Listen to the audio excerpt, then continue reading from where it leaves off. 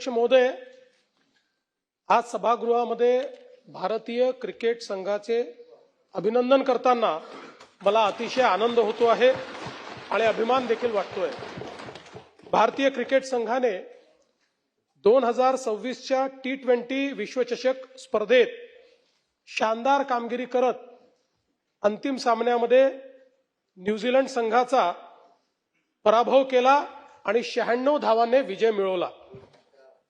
या विजयासह भारताने तिसऱ्यांदा T20 विश्वचषक जिंकला। 3 वेळा T20 विश्वचषक जिंकणारा पहिला देश हा आपला भारत झालेला आहे। तसंच सलग दुसऱ्यांदा T20 चषक जिंकणारा देखील पहिला देश आपला भारत झालेला आहे।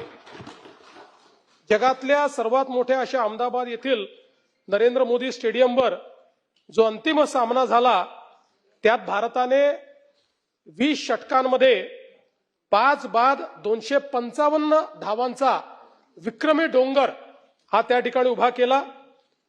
T20 विश्वचषकाच्या अंतिम सामन्यातला आजपर्यंतचा हा सर्वाधिक स्कोर आहे, हे देखील अत्यंत महत्त्वाचं आहे।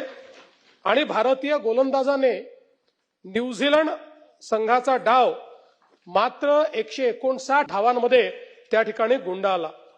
विशेषतः आमच्या फलंदाजांनी अतिशय उत्कृष्ट कामगिरी केली। संजू सॅमसन ज्यांनी गेले 3 सामने भारताला विजयाकडे नेलं, त्यांनी 46 चेंडूत 89 धावा या ठिकाणी काढून संघाला भक्कम पाया दिला।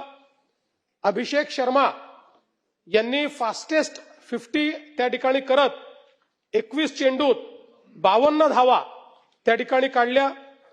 ईशान किशन यांनी 25 चेंडूत 54 धावा या ठिकाणी काढल्या आणि एक अतिशय जलद अशा प्रकारचं अर्धशतक केलं। आणि थोडं माझ्याकरता शिल्लक ठेवा, सगळ्या याच्यात मध्ये बोललंच पाहिजे असं नाहीये।